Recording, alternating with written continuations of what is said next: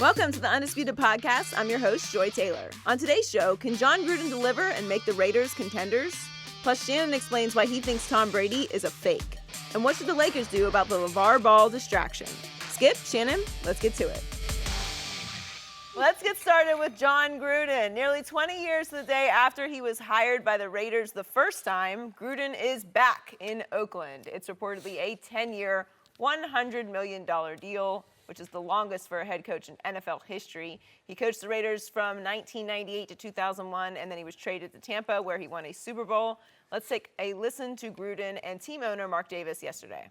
Raider Nation, this is a big effing deal. The reported terms of this deal are 10 years, $100 million. Is that close to accurate? And if it is, how do you make yourself worth $100 million? I don't have a guarantee to be alive for 10 years, just so people know. I never wanted to leave the Raiders. I never thought I'd be back. But here I am, and I'm ready to get to work. I've been thinking of a lot of plays. And when I met Derek Carr this morning, I thought of a few more, just so you know. Timing is right. Really doesn't have anything to do with the contract. I just want to be a part of the Raiders again. I want to finish my coaching career as an Oakland Raider. And I can't wait to get started. Well, Shannon, you've been a little skeptical of Gruden. So did yesterday's press conference. Change your opinion? No. No. No, absolutely not. Shocking. And Skip, of those three people at the podium, can anybody find a suit that can fit? I got Arturo, my stylist, and Shelley on the way out there. Skip, that's ridiculous. It's all about the fashion. Okay, what about Jon Gruden's hair? Is he related to Mark Davis? Is that what part of the deal? You got to get your hair cut like mine? Maybe. To get this $100 million? That's Skip, I'm still skeptical. Last time Jon Gruden coached was 2008. And I think people still live in that one season, that magical season of 2002 when they won the Super Bowl. But after that, you love to mention that with stats. After that Super Bowl run, he's 6 games under 500 in Tampa. Yep. That's fact. When he last coached, they had so much time with the players. Off-season, Skip, training camp. That's over now. It's over. I agree. That's over. Yep. The padded practices, that's over now. That's a problem for and Jon so Gruden. I agree. He's a grinder. When he was there, he had all this control.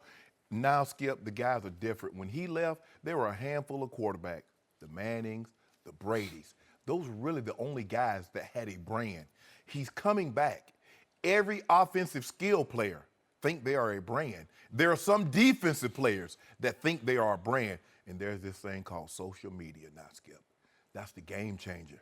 Everybody has their own opinion about coaching, plays they should be running, plays that should be called. This is a big change for Coach Gruden in what he's accustomed to. Skip, you know, the thing is, and I get it, people go like, well, he still watched a lot of film. Skip, he's watching film so he can give the viewer an opportunity, call out this play. He's not watching film to diagram plays. He's going to have to reset himself to watch tape to diagram plays. It's like me, Skip, when I'm watching things now, I watch with no sound because when I watch game film, it had no sound. I'm looking at the defense. I'm looking at the sets. I'm not thinking about if I can run basic cross against this defense. I'm watching tape. I show Coach Mike a cool call basic cross against this cover one. This guy's playing outside leverage. I get to break across the field. I'm be wide open. I'm thinking in those terms. Now I'm watching the game like, dude, why are you against this deep? What are you doing? And now, because I love Johnny Manziel. If I had a Houston Texans, I had the #1 pick, I'd take Johnny Manziel and wouldn't look back. Guess what now, Skip? You got to live with those results. Those guys that you said you would take, we're about to see. Now, he has a fairly good quarterback. I think David Carr regressed a little bit, Skip. Yeah. He has a good one. Derek Carr, excuse me. I think he has a good one. Might be the best quarterback that he's coached. He got Rich Gannon later in his career. Rich went on and won the league MVP, but Coach Gruden had moved on by that time. Brad Johnson won a Super Bowl with him, but I don't think Brad at that juncture of his career was as good as Derek Carr is now. So he does have some things to work with. Very good offensive line. What are they going to do with beast mode? The wide receiver, they got Amari Cooper, so they have a good one. But there's so much time, and we've seen these guys come back before. Yep. We saw Coach Gibbs come back, a 3-time Super Bowl winning head coach, Skip. He wasn't the same. I don't believe Coach Gruden will be the same. And just remember, Skip, he was fired in Tampa. Most coaches go into TV not by choice, because they have to. Now, Tony Dungy was a different animal. He retired. Bill Cowher retired. John Madden retired. But most of these guys that you see on TV talking about football, Skip, why do they do that? They would rather coach. Somebody says, nah, you're not getting the job done, so we're going in a different direction.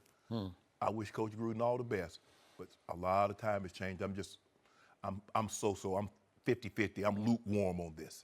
That's a lot of money, too. How did Coach Vermeil do? He stopped by his own choice in '82, and he came back in '97. Then what happened?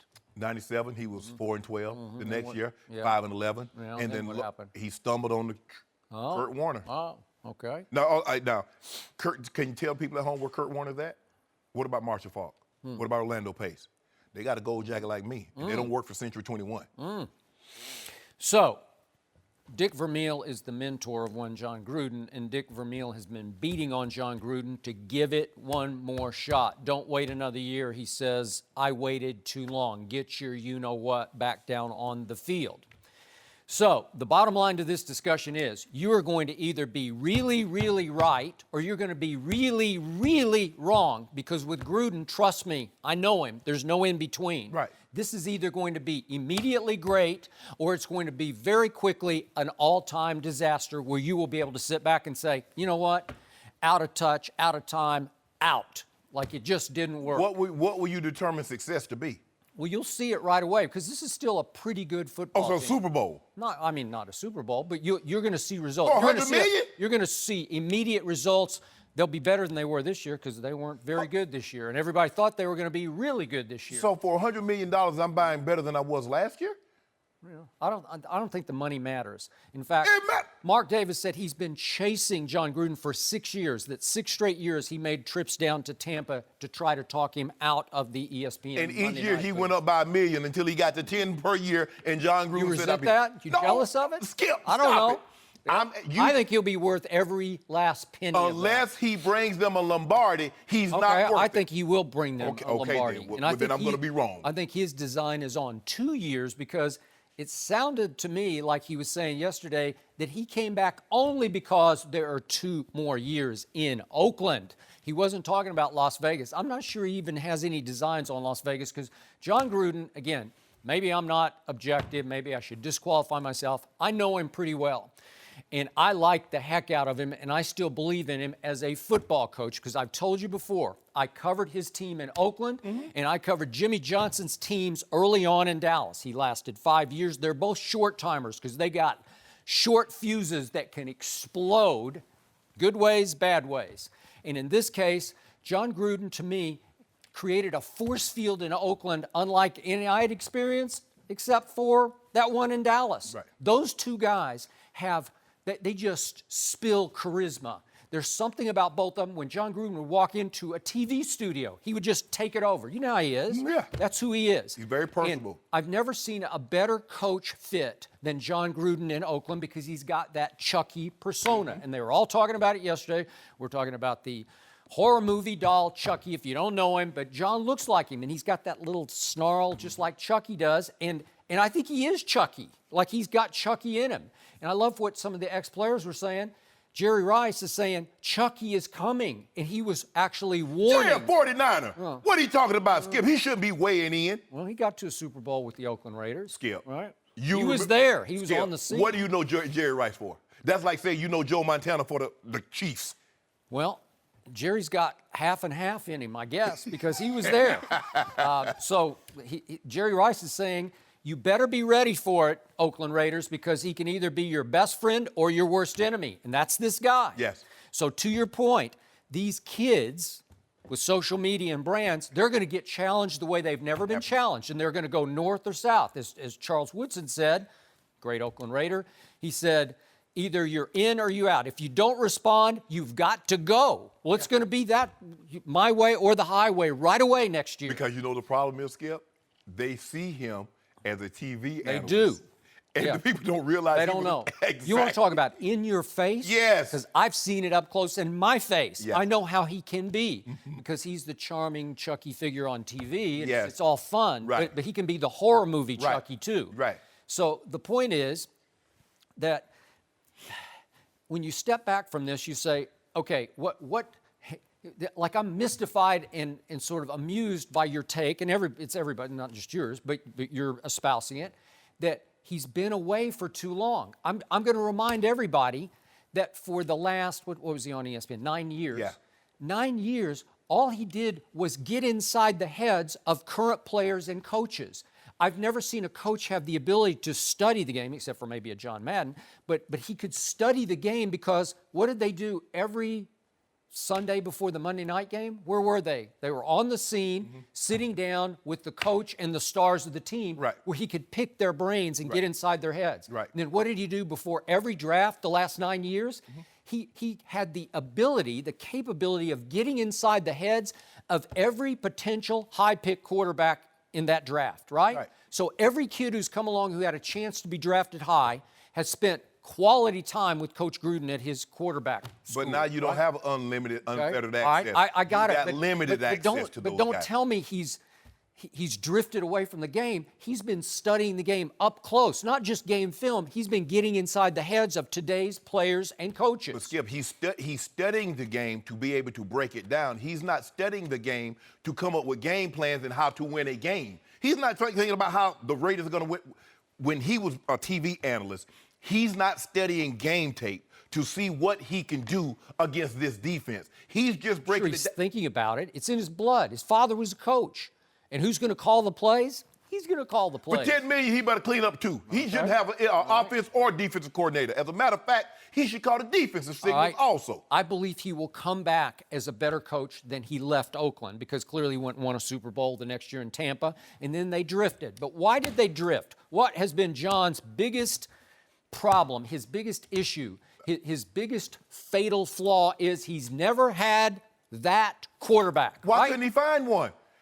Hold on. So you Okay, mean, well, hold on, before you go any further, Skip, so are you telling me that the whole while he was in Tampa, he was unable, he was not allowed to draft a quarterback? There were no quarterbacks that came out from 2002 until 2008 when he left. Did he have a high draft pick? They were losing. They started to lose. They weren't losing at the first. No, they won the Super Bowl. And then they made the playoffs twice in 6 years. One time it was 10-6. The rest of the time was terrible. So let's just say, for the sake of argument, he's going 8-8. You're not picking in the 20s going 8-8. Okay, so the quarterbacks were, as you pointed out, a Rich Gannon who came to him later in his career. Rich Gannon was a former fourth-round pick out of Delaware. Correct. And he bounced around the league for 11 years before he got to Jon Gruden. Kansas City, Minnesota, Yeah, I he think did. to New England. Yeah, Washington 1 year. And so he's aged 34, 35, and 36 with Jon Gruden. But then Jon left, and he did in the ultimate, I was there, I covered the team, the ultimate dink and dunk offense. He won the MVP in 2002, and his fate was to meet Jon Gruden in the Super Bowl, and they got wiped out. Correct. Because it was like Jon Gruden's defense was calling their plays before they ran their plays, right? So then he goes to Tampa, and he wins the Super Bowl with a Brad Johnson, who once upon a time was a 9th-round draft choice by the Vikings. So we're not talking about a big He played in the star. World League, too. Okay, all right. So then he has Brad Johnson the next year. Then he has a guy you knew a little bit about, Brian Griese, for a year. Then he had Chris Sims for a year, Bruce Gradkowski for a year, and then he got the very end of Jeff Garcia, who was really good in San Francisco, but by this point in Tampa, he was age 37 and 38. So, again, you're right. Derek Carr has regressed, and then you can look back at his QBRs, and they don't exactly scream star. Right. You know, maybe a little overrated, but at least he's 26 years of age. Okay. He is entering his prime, and for the first time in John's life, he has a fairly high pick quarterback. He was the 4th pick in the second round, Right. so he's top of the second Right. round. So he's He's been an pretty high MVP. pick. He was an MVP He candidate was. 2 years ago. He was, okay? So you've got that guy to coach, and you can make a case, and I think you were going there. This is the best young quarterback he's ever had the ability to coach, Yes, right? yes. Okay, so you got that going for you. You do have a Khalil Mack. I don't know what beast mode's got left, but at the end of the year, he looked like he was still running pretty fiercely Yes. to me, right? Yeah. Okay, and you do have an offensive line, and you got an Amari Cooper he could be pretty great. Yeah. I don't know what Yeah, happened. up and He down. dropped, Yeah. Ooh, dropped too many passes. So the point is, cupboard not bare. Jon Gruden's going to come in and just create like a tidal wave of new energy, and it's going to force that team to go north or south, and it's going to happen fast. I know this force field. There's no in between. There's no easing into the job. He will hit the ground running on top of their heads is what he'll be running on. Yes. And so they're either going to say, we reject this, we rebel against this, or they're going to say, wow, here we go, and it's going to start to lift off, and it will lift off quickly. They will be very good next year. I'm not going to predict that they're going to win the Super Bowl next year. They will be a playoff team next year if it's going north. Does he fulfill this length of this contract? 10 years? As he said, he doesn't know if he's going to make it 1 year. You know, who knows? I roll him. He be in the casket. I roll him down to the sideline. He go, hey, I'm getting 10 years worth, 100 mil. Skip, Man, I look, don't know. you and I both know this. The Raiders are in a very tough situation. They got 2 years left on the lease. Supposedly they're going to be in Vegas in 2 years, but they might be in Oakland for another 5 years. We don't know. The Raiders You could be right about that. The Raiders had to make a splash. Okay. The year I would circle would be not next year, but what could be that last year in 2020? Oakland. Yep. Wait, no. 2019. So Yeah, 2020. yeah. Yeah. Okay, boy, time flies. Yeah. Ooh, we're up to 2020 now? We're talking about 2020? 2020. That used to feel like somewhere in the distant I know. future, like right? the space age. Yeah, like some weird Yeah. number. 2020? Yeah. We used to talk about 2020 on the How do you Jetsons. know the No, Jetsons? where's my flying car? George, How do you know that? Elroy, Astro, Are you older than I? June. I mean, Judy. Jetsons. Do you know the Jetsons? Wow. Astro? Do you know Yeah, Astro? Astro Okay. the dog. You're talking Elroy the Astro. little boy. So, 2020, the Jetsons. Okay. Circle it, because that will be the liftoff year. If they're going to break through and win a Super Bowl, it will be in 2020. Because that's how it works for him. You saw what happened the first go around. He was a young head coach. Yeah. So they go 8-8, 8-8, and then boom, what happened? 12-4 happened. And who did they run smack dab into? Raiders. They- Well, you know, who did they run into? The They ran Ravens. The Ravens. Well, you know why he couldn't do anything 8-8 those first 2 years. Guess who was in that division? The Broncos. Guess who was on the Broncos, huh? Oh, I forgot about that. You know when O'Shea Sharpe come to time, you taking the L's. Guess who his Pop-up shop. Guess who his quarterback was? Donald Hollis. Do you remember Donald Hollis? I don't remember him. No. Well, he was. That was the first year. That was his quarterback. Coach Gruden's first year was what, 97? You know, let's see. It would be well. What was this? 98? 2000? No, it'd be 98 was the first 98, year. yep. Yeah, we beat the brakes off him then. Yeah. Well, Beat I the hope brakes you off him. did. Yeah, well, you beat the brakes off him in the AFC Championship game in the black hole. Yeah, yeah. Because you had Ray Lewis on your Yeah, side, yeah. and he didn't have Ray Lewis on his side. They had Rich Gannon. By the way, Ray's going to be. They on a had little Tim later. Brown. They had a good team. Had Andre Rison. Yeah. Yeah, Charlie Gardner. They scored all of 3 points Yeah, against we Ray beat the Lewis. brakes off. 16-3. And Big Play Shea made one play because the safety went the wrong way. Get what you want me to do. I ain't a traffic cop. I wasn't supposed to direct him where he's supposed to meet me at the intersection, Joy. It happened. Okay, so plunge. You say this is a bust, right? I don't believe, look, you said it has to result, I believe it has to result in a Super Bowl win in order for this to be a success, and I don't see that. Okay, well, I do. I think they're going to win a Super Bowl with Jon Okay, Gruden. so what's their record next year? They make the playoffs next year? Yeah, heck yes. I say they go 10-6 next year. I thought they were going to go 10-6 this year. Well, consider Broncos still a conundrum at quarterback. Kansas City, they're going to have Mahomes, who'll be a second-year guy, but he'll be a rookie. He's only started one game. Yep. Phillip Rivers, they're not going 10-6. They're think not you going just 10-6. said 10-6. No 10-6. So we got it. You No say no 10-6. I say 10-6 for sure, and I say Super Bowl Better the do. next year. Better do. Huh? They're not going to no Super Bowl in no Yeah, 2019. 2020. No, you say it'll be 20, Oh, wait, 2019. 2018. Okay, So you mean 2019. Circle 2020 2019. season, 2021. Yes. So the third year they'll be in the Super Bowl. That's No, what you said. I'll do second year. Will be the last, whatever the last year in Oakland is, when that's officially. Well, ain't no telling. It decided might be and announced. 2024, and they still be in Oakland. Well, you'll kind of know by when they say the stadium's going to be ready, right? They ain't even broke ground. Well, No. 97. last year in Oakland. Bet do they don't make playoffs. playoffs next year? Yeah. Oh, that's easy. Yeah, okay, bet do. thank you for that. Yeah, I appreciate appreciate it. that very much. Yeah, I'm already. As a matter of fact, I'm going to go ahead and drink. I'm about out. Nah. Could you just go ahead and give it to me now? No, it ain't going to happen. Oh, your dew refrigerator's running low? Yeah. You gotta get more diet. Not my hand refrigerator. It's stocked No, to you're, capacity, you're, Joy. you put are that in the stocked. Yes, I do. And the reason put it you're in the stocked is because you never drink it, so it's all- stocked up forever. I need that thing on ice. Me and Coach Saban will have us a My good old birthday's drink. next week, so you can just re- You want some of that heat? just I got you. re-gift I one got of you. I those. got you. Me and Coach Saban gonna have us a shot of that Anyway, to your point about Gruden drafting quarterbacks, they had the 5th overall pick in 05 and the 4th in 07, and Aaron Rodgers went at 24 and 05. No quarterback came out, though. Okay. But he has said that's one of the biggest regrets of his lifetime. But nobody liked Aaron Rodgers. He fell clear down to what You still don't like him. And he did sit behind a Hall of Famer. Yeah. But he wouldn't have to sit behind no Hall of Fame, which Coach Gruden. Well, maybe that's what. So now, Skip. So he looked past Aaron Rodgers to take Johnny Manziel. Do you know how many? You know people look past Tom Brady? I ain't talking about Johnny that. Manziel wasn't in that draft, and do you know how many teams looked past Aaron Rodgers? I don't care about those How teams. many? What did he fall? What to, coach? Like 20? How many teams look past Big Play Shea? A lot of them. Yeah. I had a lot of them. Yeah. Had A to make lot a of pay. them. Had to make a pay. You had a lot of them multiple times. Yeah, 7 times. No mercy. Hey guys, Joy Taylor here. Before the show moves along, I want to talk to you about ZipRecruiter. Does your business have any New Year's resolutions? Here's an important one every business should consider. Make your hiring process more efficient and effective. This year, let ZipRecruiter help. No one has done a better job of transforming how you find the right talent than they have. ZipRecruiter posts your job to over 100 of the web's leading job boards with just one click. Then ZipRecruiter actively looks for the most qualified candidates and invites them to apply.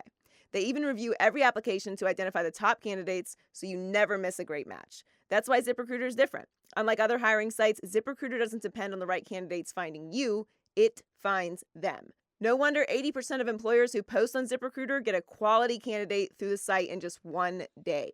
ZipRecruiter, the smartest way to hire.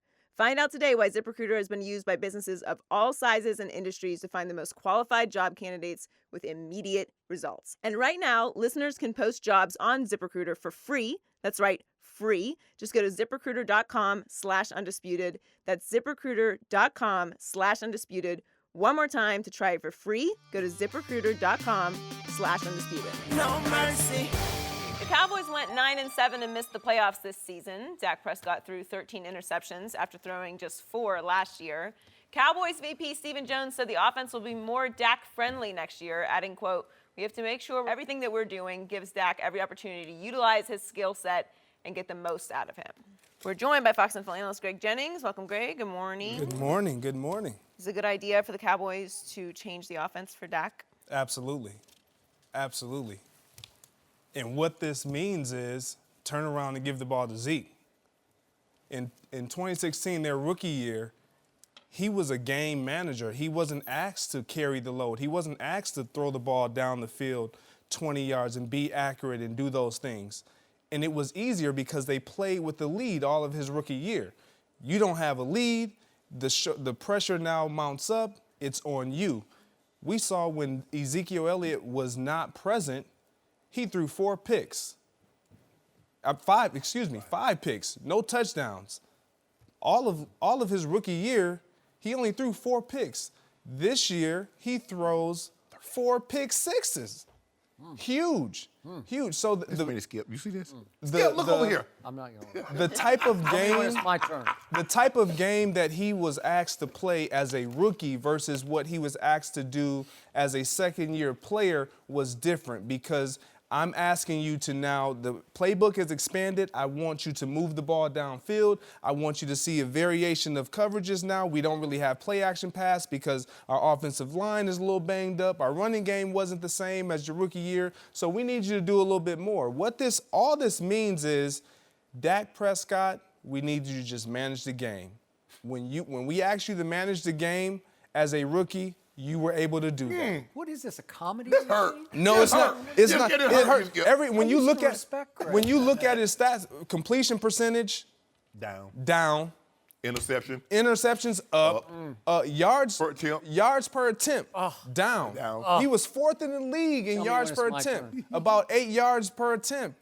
This year, he was 20th in the league. Skip, the reason why they're saying this, it's not that Dak is not a good player, but when we saw we needed to ask you to do more, we came up with you couldn't do it for us. So now we know who the head honcho is. We're not talking about leadership. We're talking about game playability on the field. Our offense runs through Ezekiel Elliott, and it has been proven when Ezekiel Elliott is on the field, Dak Prescott is a better player when you get him the ball first. I want to talk, Skip. You go, Skip. You go first, Skip. You go. So, Greg Jennings, 1 year ago, this coming Sunday, there was a little football game at Jerry World featuring my Dallas Cowboys against your ex-Green Bay Packers. And in that game, Dak Prescott and company fell behind 21-3. And then what happened to the game manager? Help me out. The game manager looked like Tom Brady to me because he started flinging it all over the lot, and all of a sudden he threw for 300 yards and brought them all the way back, mostly by himself, to 28 all and 31 all, and he lost on 2 cross-country hand-of-God field goals from Mason crossbar. Like 30-yard field goal. Yeah, 30-yard, 56 and 51. Try that on for size. It's amazing And what confidence this year, does. even with Ezekiel Elliott in the lineup against those Packers and the Los Angeles Rams, Dak Prescott played huge. He put up huge QBR numbers, 300-yard passing numbers, and they lost because, I don't know, they didn't get enough out of Zeke, and they got nothing out of the defense. So let's put this all in perspective. This man across from me gave Dak Prescott an F grade, F for the season, a flat-out F. That's a flunking, failing I think grade. Greg did too. No, he did not. I wouldn't give him an F. F.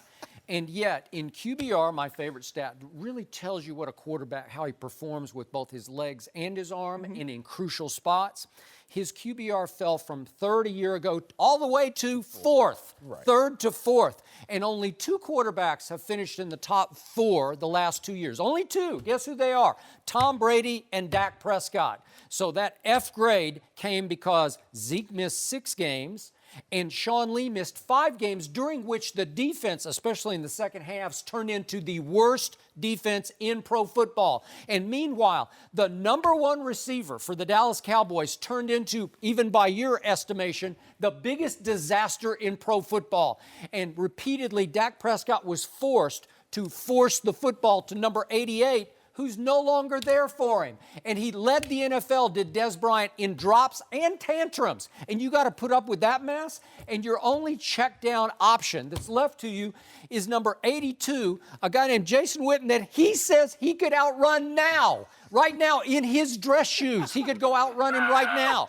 That's what you're throwing to. You got nothing left. You have no receiver who can actually separate and get open, or God forbid, run by anybody, except for Bryce Butler, who missed the key game of the year, the one that could have gotten them into the playoffs, the Seattle game. There's no Bryce Butler, and by the way, Bryce Butler is going to join us right here on set tomorrow, and we'll ask him about that. So Beasley he will take your place because we need you replaced on this set right now. What about Cole Beasley rapping? Skip, I was about... And thank you for bringing up Cole Beasley. He caught 75 balls a year ago. He dropped to 36. That's more than half of less production from Cole Beasley. I don't know what happened to him. He couldn't get open because he's facing double coverage. Yeah. They're just bracketing, saying, you can't have him anymore. Yeah, because we know that going forward. And I thought Ryan Switzer could give him a little bit of pop out of the slot. He gave him no pop out of the slot. So the offensive line, those golden tails of that offensive line, they got whipped is what happened, because they were supposed to have 3 of the top, 25 players? Yeah, they got them, still got them. Yeah, they couldn't protect me. Like, what are they doing? It was a disaster. And you know what happened once Ty Smith was gone at Atlanta, and it's Chaz Green. So he should be ranked in the top 25 then. Yeah, way to go. So look at all that. That adds up to Dak Prescott actually played pretty well. So Stephen Jones is saying on his radio show, we're going to build around him because he is a great player who's just going to get better. So, well, I'm in. I'm all in. They say they're all in. So building around him means what, are they going to turn around and hand the ball off to Zeke 50 times? No. Or are they going to, put him in the Wildcat? I mean, what's I want to see more read option. How about this here, Skip? How about go get some receivers? They need 2 new receivers. Absolutely. Okay. Skip, I'm with you. If you let me make my point, I'm with you. You gave him an F. No, okay.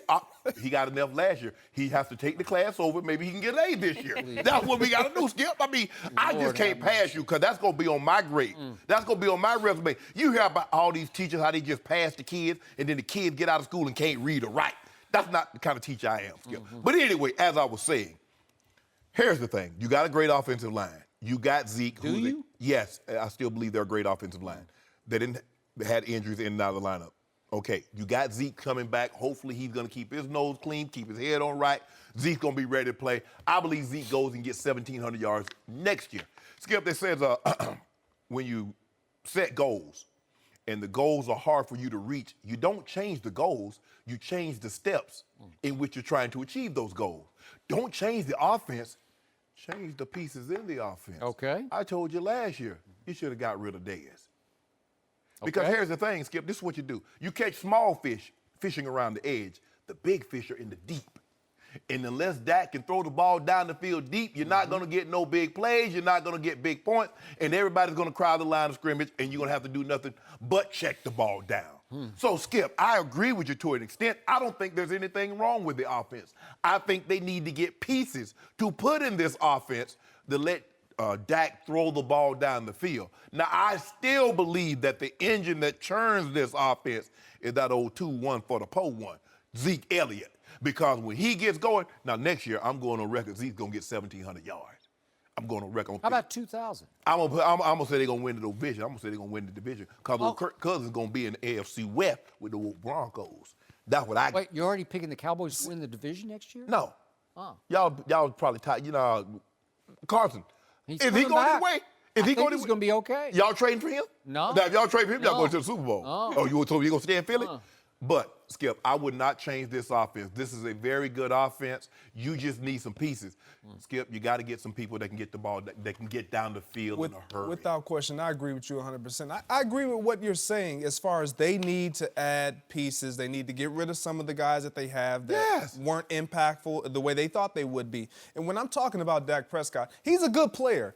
Let's not forget, this was his second year. Right. So he's still in the developmental process. So I'm not saying he can't grow. And being a game manager, everybody looks at it as a negative thing. Tom It's not Brady started off as a it's game not a bad manager. thing. He did. Ben Roethlisberger and you started off begin- as a game That manager. is true. Skip, you begin to talk about QBR and comparing him to Tom Brady, and then some of the pieces not having Sean Lee, missing Ezekiel Elliott, offensive what line. Georgia lost on Monday.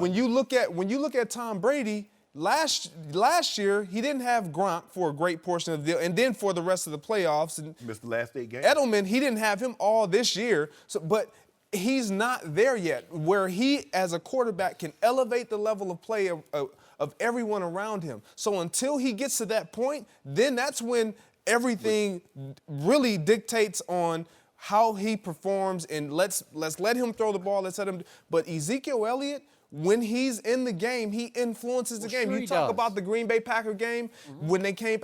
Ezekiel Elliott is still on the field, so he carries influence defensively. Okay. But guess what happens? There's something that, I love this word. It's called expectations. When you're down 21-3, everybody's already expecting you to lose. So you throw caution to the wind. Okay.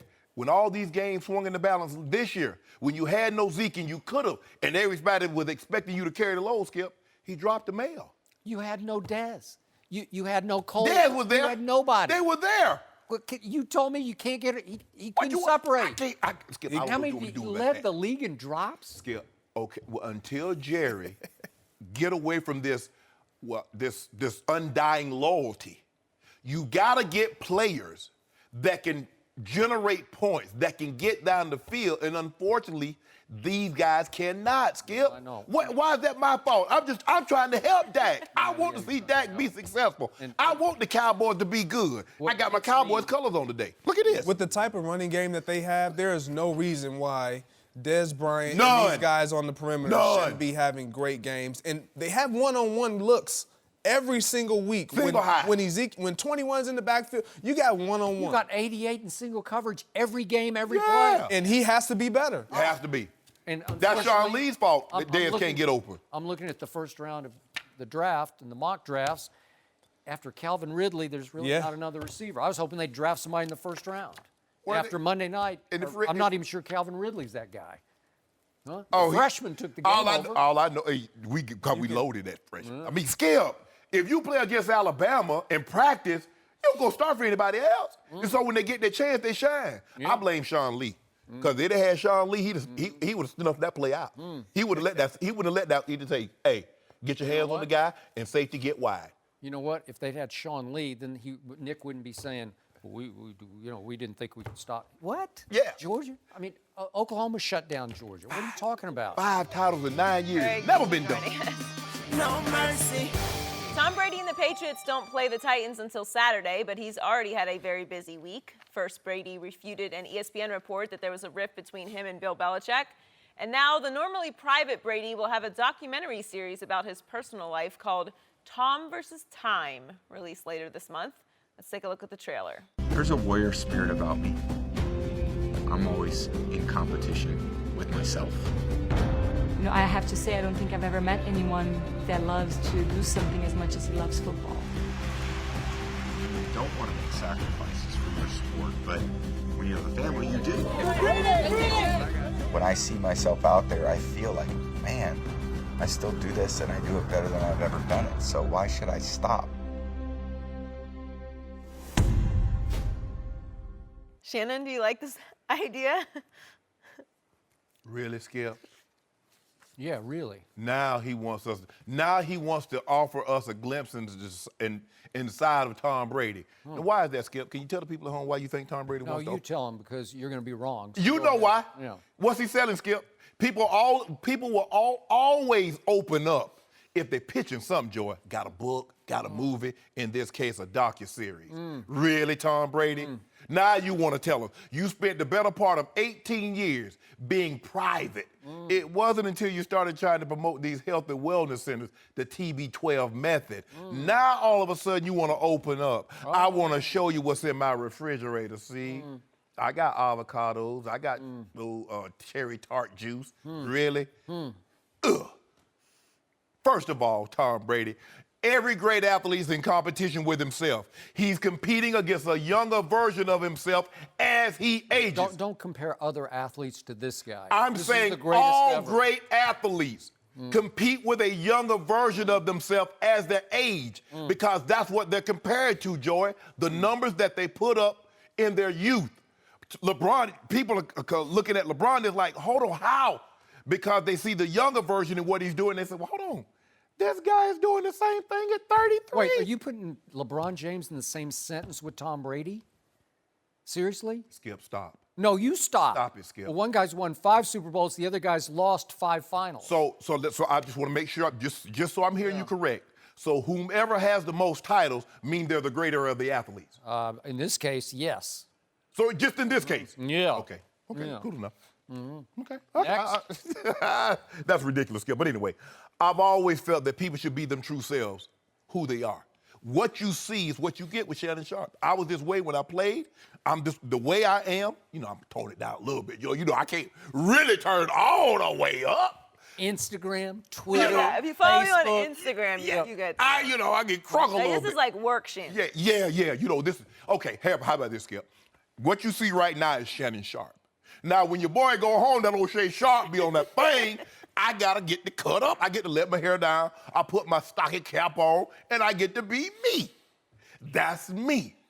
I didn't spend the better part of what you saw on the football field talking trash, guys will tell you, what you hear him say on TV, that's just how he talk to the locker room, minus a little of the edits.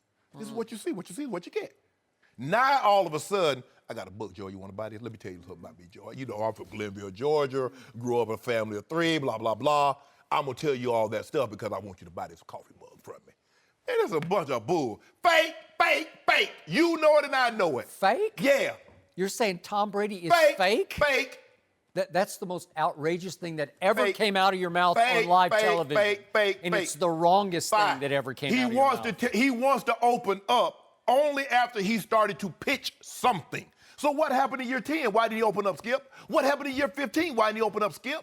Now as he starts to move past this, because I don't care what he says, he's not playing the 45. He wants to pop up these TB12. You were so jealous. You were Jealous so of what? resentful that he's playing much later in life than you were able to sustain. No. Yes. No. Yes. There are a lot of things you can say about Shannon Sharpe. Oh. Jealousy is not one of them. Okay. Because last I checked, look, 3 rings. Let me ask you a question, Joey. If I'd have won 5 rings, will people have any different perception of me? No. They're going to say I'm still loud, I'm still brash, I'm still arrogant, and all those would be true. Condescending. Oh, yes, absolutely. So the perception is not going to change. Skip, all I'm saying is if you're going to be who you are, be who you are. Why do people get so... Fake? Let me ask you this. Why did people get so upset with Tiger Woods' scandal? Because he was portraying one thing and was something entirely different. He portrayed that he was the model husband and father. Thank you. Yeah. Thank you. So are you saying Tom Brady is nothing like what he's portraying? you. Is that what you're saying? All I'm saying is he wants to show you a glimpse because he wants to peddle something. The kid's in pajamas, he in a coat, and he in a jacket. Where they do that at? I mean, I like to dress up, but when I see in the Brady house. Okay, that's what I'm saying. But anyway, I bet he does. I guess he got a place in Sag Harbor. I don't know. He did join So Brooklyn. I want to get this on record. You're saying Tom Brady is a phony. Is that what you're saying? I said what I said. I hope this gets back to Tom Brady today, because tonight he will go to bed thinking, I'm going to show this. Why you gonna show me, Skip? I ain't bothering nobody. So, we have a documentary here that's being done by the son of Deepak Chopra, who's a longtime New Age author. It is guru of meditation and holistic. And the son's name is Gotham Chopra, who grew up a Patriot fan in Massachusetts, and he is very interested in the spiritual side of sports. So he convinced Tom Brady that he would like to do a documentary, and it has the perfect little title. It's just so pithy. It just sums it up. Tom versus time. That's his whole life. His whole football life is Tom versus time, as in the one undefeated force in this universe, according to Shannon Sharpe, Father Time. Yeah, Am I right? Undefeated. Undefeated. Except Tom Brady's stiff-arming Father Time because at age 40, he's about to win the Most Valuable Player award in the National Football League. Impossible. Unheard of. How's he doing that? Well, he's become default a fitness zealot.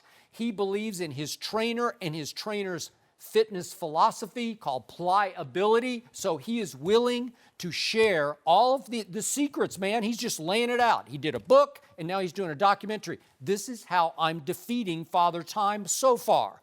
Now, you say, oh, it's not going to last much longer. He says he's going to play until 45. Who's going to be wrong?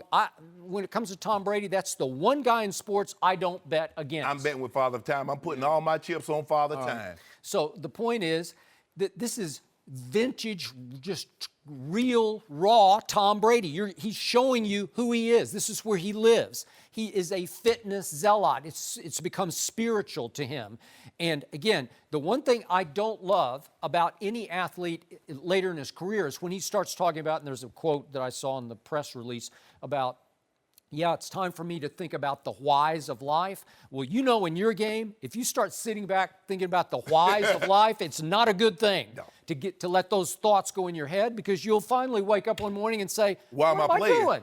What am I doing? I've had some near concussions or maybe some concussions, and I've got this, I've got an Achilles problem, I've had a left shoulder problem all year. You're just going to get banged up because that's the nature of the beast. Skip, I know why Tom Brady's played this long. He's been very fortunate. God has blessed him. Tom Brady's had one severe injury that put him out for the entire season, but he hasn't had the back injury that caused him to miss 2 games. He hadn't had the shoulder or the ankle that caused him to miss a game or here or there. Skip, pliability, I get all that, pliability. Well, hell, Misty Copeland should play in the NFL because she's very flexible. Well, you wish you had pliability.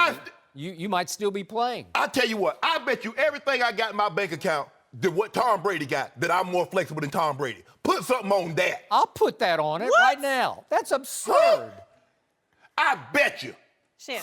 I bet you. Don't let Skip gas you up right now. Don't let Tom Brady be bankrupt well, not bankrupt because he got. You're more flexible than yes. Have you seen him lately? He's bragging about how little his biceps are because they've gone from this to long biceps. He says, I don't even have a bicep anymore. You can do a split right now? Not knee pants. But I get close. I get close. I mean, it will be a split. You know, you just reek of jealousy of Tom Brady. Skip, it just reeks. Skip, I can smell it across the table. Skip. I'm very secure in my, because here's the thing with Shannon, I told you. I got what most people will never have, enough. You just went third person on Shannon? Yes. Yes. That sums it up. I'm good with where I am in my life and what I've been able to accomplish. That's why I don't begrudge anyone, because I know where I came from. So I look at everybody else's path and I'm like, okay, I can relate somewhat to that. Jealousy is never going to be my thing. I'm good. I'm happy for them. You played this game. If you play 2 years, you should feel privileged. You start getting to 5, 10, 15, and here's Tom going in his 18th season. What's there to be jealous of? You make it seem like I didn't accomplish nothing when I played. You accomplished a little bit, but not like this. So here's the point. As much as I don't love the introspection involved in this Why not? documentary, I just told you why, because you can't start asking why. But I do love this fact that came out, because this is why you stopped. You told me it wasn't really your body breaking down. It was you just got tired of the process. Yes, I did. The meetings, Yes. the study, That's it. That's what I got on and to- on yeah. and on. You just did the new game plan. And yet Tom Brady says in this documentary that he gets so fascinated with watching game tape that he can sit at home for 4 or 5 straight hours without moving watching game tape because he's just on fire with it. And he calls Josh McDaniels late at night, I got something. I got an idea. Well, as long as that fire is raging within him, he's good. You know it and I know it, right? Yeah. Because most quarterbacks are going to burn out at 38. They're going to say, I'm sick of this. I know a guy that was still burning at 39 and still was watching 6 hours a day. Peyton Manning, his body just failed him. He still loved it. And that's what's going to happen to Tom. Maybe he needed pliability, Peyton Manning. Maybe, seriously. First of all, Skip, let's be real. You look at quarterbacks, and with the exception of Cam Newton, none of them have muscles. This is not unique to Tom Brady. You look at the upper body of all quarterbacks. They got narrow shoulders. They have no muscles because what they need to throw the football is elasticity.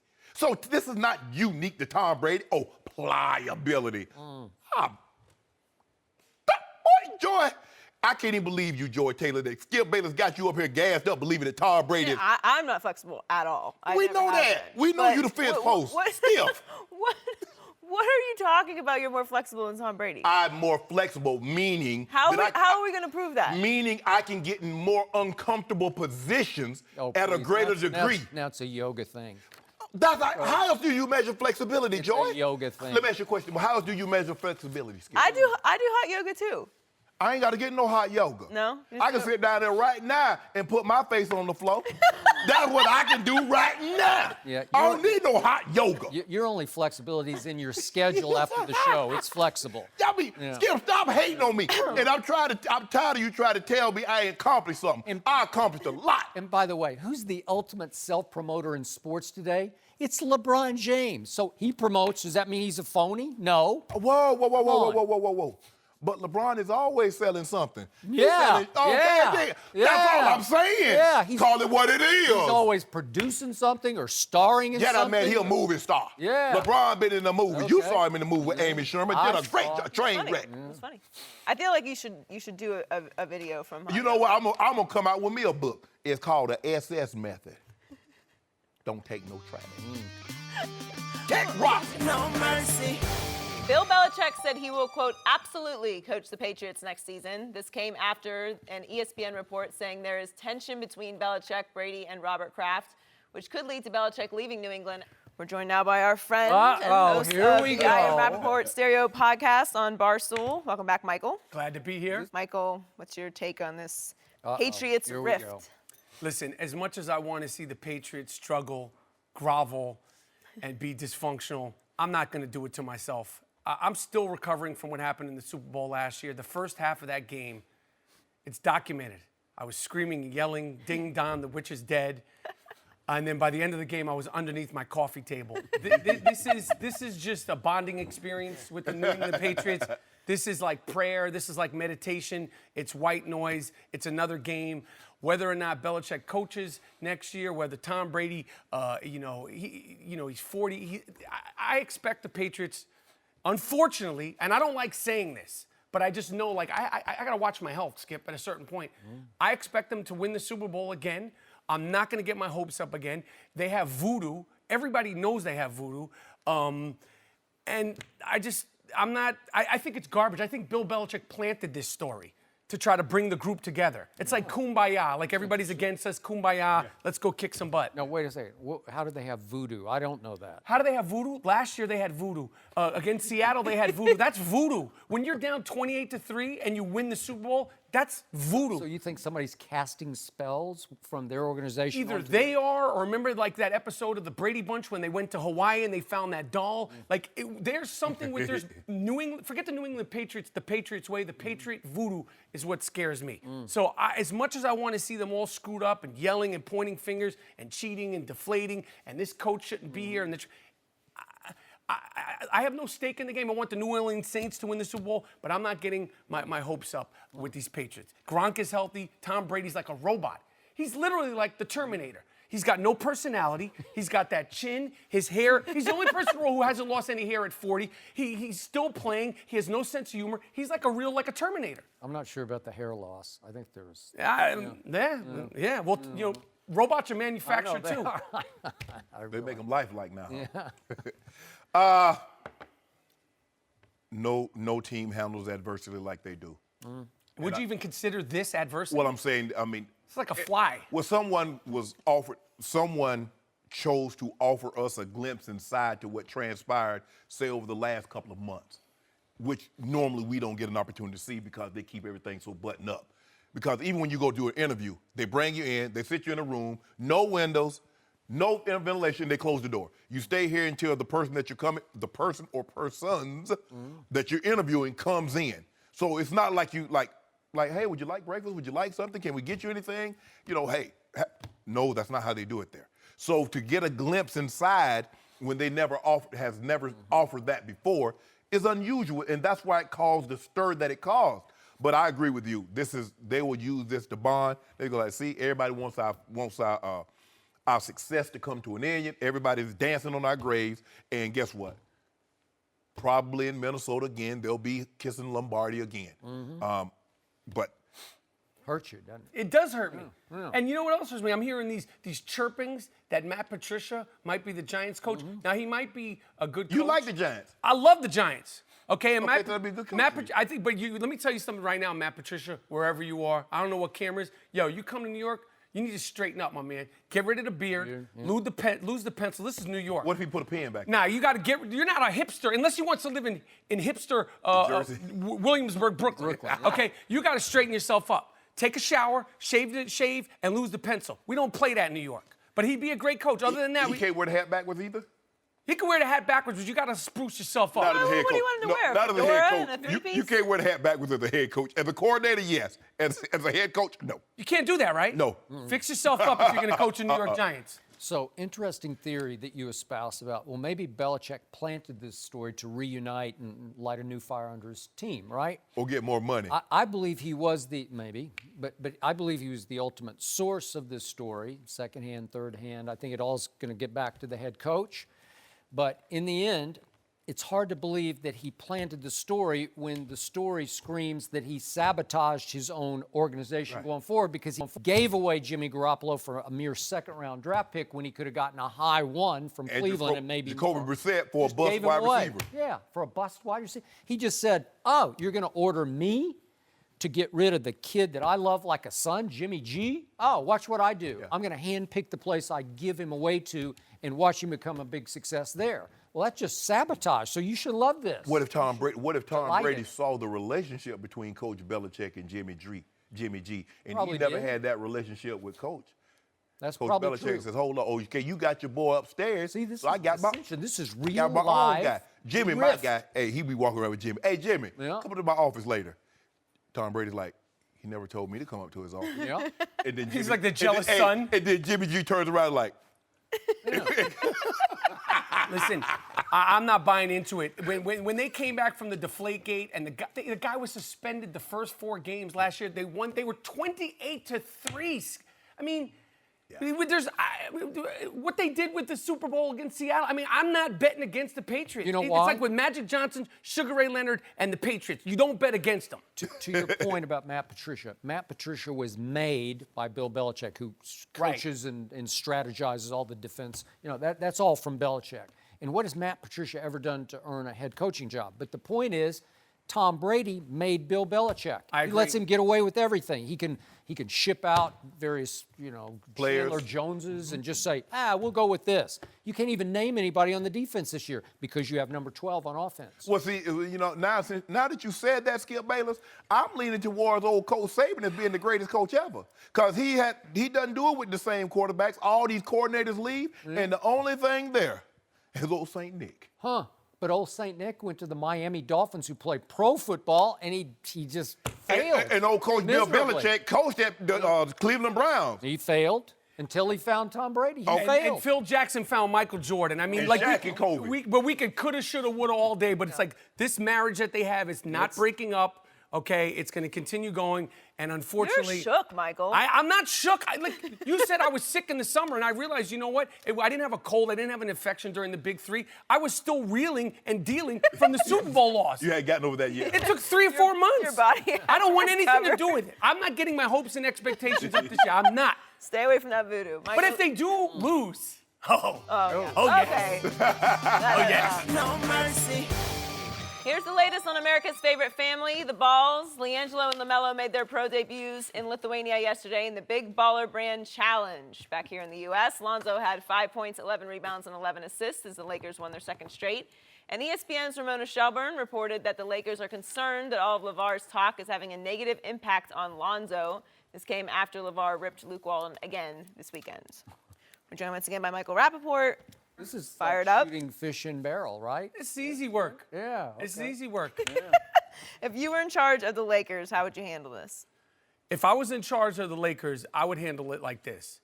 When LaVar goes low, the Lakers should go lower. the next time they get asked about, Luke Walton gets asked about LaVar, I'll be like, who? Why are you asking me about this clown? Why are you talking about this bozo? I don't know him. He has no significance in my life. Well, LaVar said, who cares what he said? I could give a crap what he said. You have to be as rude and as obnoxious and as disrespectful about LaVar Ball as he is to you. You can't be classy. I support the coaches saying they don't want to talk to him. Is it TMZ? Skip, you're a famous guy. Joy, you're famous. We walk around Los Angeles. You come out of the gym. TMZ's out there. You treat them how you want to treat them. Like, I'm not talking, this is like gossip. Yeah. They're turning the NBA into gossip. And Steve Kerr made one of the biggest mistakes, and I love Steve Kerr. He said that LaVar Ball is like a Kardashian. He wishes he was a Kardashian. They make money off of what they say. They make money. He's not making money. He's getting F's from the Better Business Bureau. Listen, fame is a serious drug. You went nuts on it. Yeah, and right now, LaVar Ball is strung out. He is. On fame. Yeah, he's on those gray skies. Yeah. The pusher man got him all messed up on the fame. He doesn't know what to do with himself. I think it's obnoxious and disrespectful. And I think Luke Walton, Magic, and them, they need to step it up and be like, I don't care what this guy thinks. Don't invite him to any of the functions. And one of the things that I think is really sad and even pathetic is that I saw Kyle Kuzma the other day get asked about this situation. Yeah. And essentially, he's having to take sides against his friend/teammate's father. Yep, he is. He's like, it's white noise. I don't care what he says. It's no deserve. We're talking about a guy's father. And everybody keeps playing into it. I would just be like, I don't care what this bozo has to say. Who is this dude? Where did he come from? What did LaVar Ball do before last March? What's his background? Why is anything he has to say of any relevance at all? By the way, quick point of order. Are you saying you stiff TMZ outside restaurants in Los Angeles? If I need to. You do? It depends on what kind of. Why should I give them the free? I'm not here for free. Skip, I'm getting paid to be here, man. Listen, I tell TMZ, I said, listen, you got any money? Because you're not getting any of this verbiage. These words are gold right here. You're not getting this for free. When you're walking out of the gym, Skip, and you're, in your sunglasses. I stop. He don't go to the gym. But you know what I'm saying? Like, I live in the gym. He's turning, TMZ would be a compliment to what LaVar Ball. It's like turning into like a rag magazine. It's ridiculous. My thing is that, look, I've said long ago that he was Kris Jenner. He was the Kardashian. He wishes he was Kris Jenner. But here's the thing. Kris Jenner was not there bashing Mama June and Honey Boo Boo. Nope. You can do your thing. Do your thing. If that's what you want to do, you want to promote you, go ahead and promote you. But how does what he's saying about Luke Walton and how the team should be publicly, how does that help Lonzo? That helped LaVar because we're talking about him. He's in Lithuania, and we get news about what he said in Lithuania back here in the States. He knows what it is. This is free press, free publicity to him. He's trying to start a brand because he doesn't have the backing, the financial backing of these other marketeers that's starting out or start up. You know, even startups get some investors, some investment from investors from somewhere. It's all him. Do we know his business background? Do we know anything about LaVar Ball ever since he said, my son's better than Steph Curry? Nothing. No. Where did he come from? Trainer. Train people like for $35 an hour. You don't make money off of that. I trained a couple of kids too. I did it for free. He trained kids in Chino Hills. Although that house house looks pretty good. You don't make a living. Hey, listen, you don't make a living training 16-year-old kids in Chino Hills $50 an hour. That's like a little sneaker money. And we all know his sneaker taste is questionable at best. Well, I got a pair of them big ballers. Where they at? He bought in. I bought in. And you said you were at a podiatrist getting your feet fixed since you started wearing them. No, I didn't say that. Those are Barney Rubbles. But they did say that there's some merchandisers that are suing him because they haven't been compensated for the product that they... Yep. Okay, that's all problems. Those are all big losses of credibility. Yes.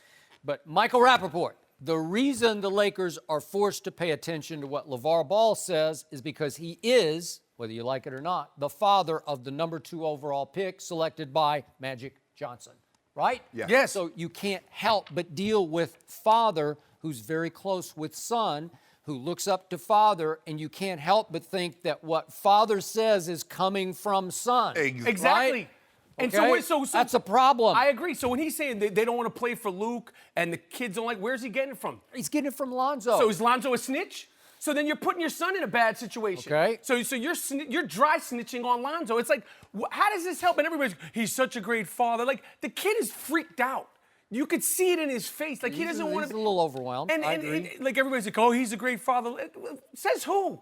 You know, it's like none of this is positive for his son, and none of it's positive for the Lakers. This ain't an AAU team in Chino Hills. No, it isn't. But I'm starting to get the distinct feeling, just using the eye test and sort of reading the tea leaves, that LaVar is speaking what Lonzo is telling him about how Lonzo has given up on the head coach. He just doesn't like playing for him because the head coach early on sat him in not 1 or 2, but 6 fourth quarters, sat him down for the entire fourth quarter. And early on, it became clear that Luke's substitution pattern was, I think I'm going to go to Jordan Clarkson about 6 minutes into the first quarter. Okay, he's a rookie. He hasn't earned anything. He hasn't learned anything, but he just turned 20 years of age, and you did take him second overall.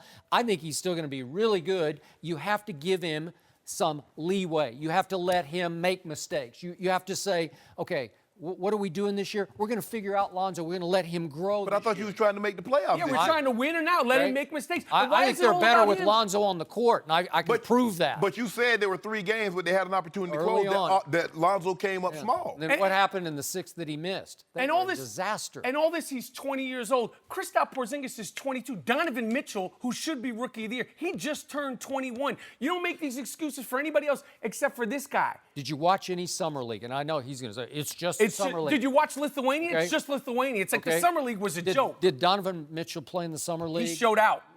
Did he? Yes, he did. Yeah, okay. Did all those kids that got drafted who all look like they're all going to be really good, all of them, Dennis Smith Jr., did they all play in the Summer League? Yes, they all look like NBA All-Stars. Jason Tatum, did it's they all a joke. play? Okay, who was the MVP of the Summer League? It's not a joke. It's not a joke. He's playing against all those other kids, and he was different. He played with energy and passion. He was engaged. He was freestyling out on the court. They were pushing the pace. And all of a sudden, he's playing for Luke Walton, and he looks like he doesn't want to play anymore. And then guys like Patrick Beverly, the first day came and took his heart, ate it in front of him, and be like, yo, this ain't Summer League. I got to blame the dad a little bit for that. Listen. But also in the Summer League, there was no LeBron James, no Steph Curry, no KD. Because now, guess what? You're in the NBA and you play with big-time, big guys, not guys that's driving beer trucks that were in the Summer League. Skip, look. If you took ball off the back of his jersey and you didn't know nothing, take anybody that doesn't know anything about sports, and you just put him out there and watch him play, you tell me somebody's going to say that's a transcendent figure. He's not transcendent. transcended father. Wait, who's leading the Lakers in rebounding? That's the Lonzo Lakers. They're Ball. the worst team in the Who's NBA. leading them in assists? Obviously. Who's the number 1 defensive rated player on the Lakers? Skip. It's Lonzo Ball. Skip. Who had 5 more steals last night? Lonzo Ball. It's the Lakers. You're looking for the obvious. Can he score or not? It's all about. He's supposed to be transcendent. But as far as this overall thing with these guards, and this is not a Lonzo Ball thing, these are all these guards with these padded rebound things. Listen, it's not like Lonzo Ball is some great rebounder. James Harden is a great rebounder. The way the NBA is now, where the big men are lurking around the three-point, it's not like Lonzo Ball's down there boxing out like he's Moses Malone or he's Dennis Rodman. I don't know. He's 6'7", and he gets the rebounds and they go, but there's so many guards. So, like, as far as his rebounding thing, that's across the board with these guards with these triple doubles. I think that's a little misconstrued. Construed? Misleading. Yeah, misleading. I got confused because I'm looking at his bright suit. No, it blinds me. Yeah, Misconstrued. Misconstrued. Yeah. Okay. We don't fact check around here. We don't fact check here. Around here.